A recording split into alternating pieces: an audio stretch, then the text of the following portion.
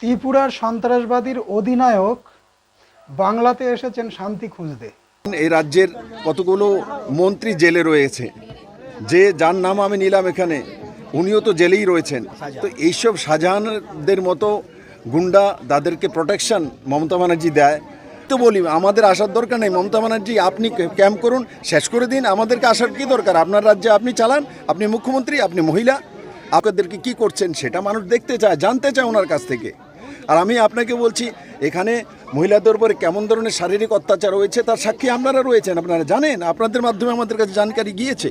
আর প্রাক্তন মুখ্যমন্ত্রী বিপ্লব কুমার দেব তিনি সন্দেশখালী এসেছেন, মা বোনেদের উপরে অত্যাচার হয়েছে, ওনার মুখে বক্তব্য। আমি বিপ্লব দেব বাবুর একটা ঘটনা আপনাদের সামনে তুলে ধরছি, ছোট্ট একটা ভিডিও ক্লিপ দেখে নিন, তারপরে আপনাদের বিস্তারিত জানাবো।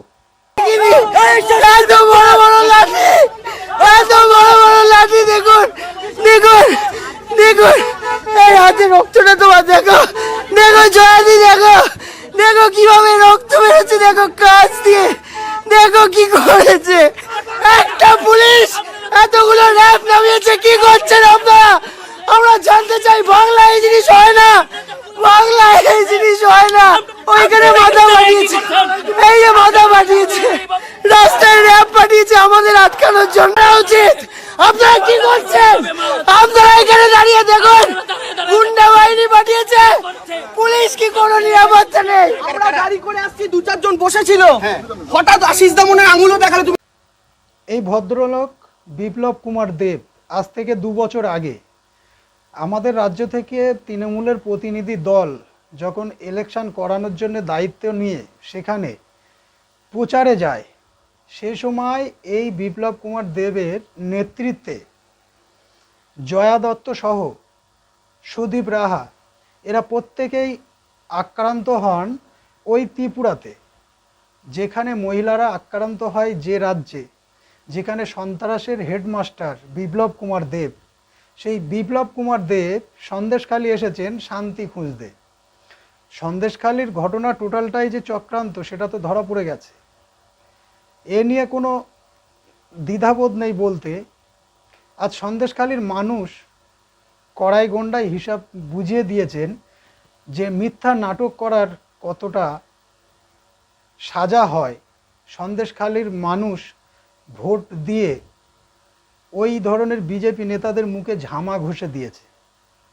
আচ্ছা, এই বিপ্লব কুমার দেব ত্রিপুরা থেকে এখানে এসছেন শান্তি খুঁজতে, আর ত্রিপুরার জনসাধারণের কি অবস্থা হয় আপনাদের ছোট্ট একটা ভিডিও ক্লিপ দেখিয়ে দিচ্ছে, আপনারা দেখে নিন।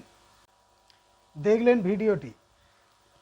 বাংলাতে যতই সারা দেশের নেতা আসুক না কেন, বাংলার জনসাধারণ তাদেরকে ঘোরানোর ক্ষমতা কোনো দেবের নেই। বিপ্লব দেব তো অনেক ছোট। বাংলার মানুষ নিজের মস্তিষ্ক, নিজের চিন্তা ভাবনার উপরে নিজেরাই ভরসা রাখে। বাংলার মানুষ কারুর শোনা কথায় চলে না।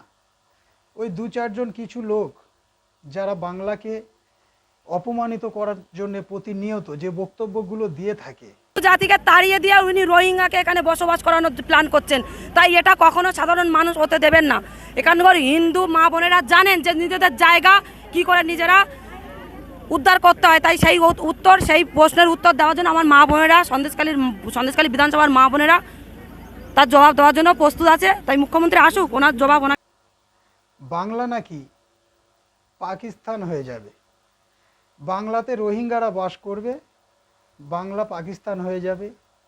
এই ধরনের একজন আমাদের গণতন্ত্র রাষ্ট্রের, সেই গণতন্ত্র যে সংবিধান তৈরি হয় যেখানে, সেই পার্লামেন্টে যাওয়ার জন্যে যাকে ভোটে নির্বাচনে দাঁড় করানো হয়, তাদের মুখ থেকে যখন এই ধরনের কথাগুলো বার হয়, এখানে আর বুঝতে বাকি থাকে না যে সে কত বড় একটা চক্রান্তকারী।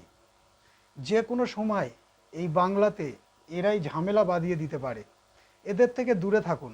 আর বিপ্লব কুমার দেবের উদ্দেশ্যে বলি, আপনি আপনার ত্রিপুরা নিয়ে থাকলে আপনি ভালো থাকবেন, আর এই বাংলাতে এলে না, আপনার এই মিথ্যেবাদীদের পাল্লায় পড়ে জর্জরিত হয়ে যাবে, মান সম্মানগুলো সব ধ্বংসের পথে চলে যাবে। ভিডিওটি সম্পূর্ণ দেখার জন্য অনেক ধন্যবাদ। আর পরবর্তী ভিডিও পাওয়ার জন্য অবশ্যই আমার চ্যানেলটি সাবস্ক্রাইব করুন।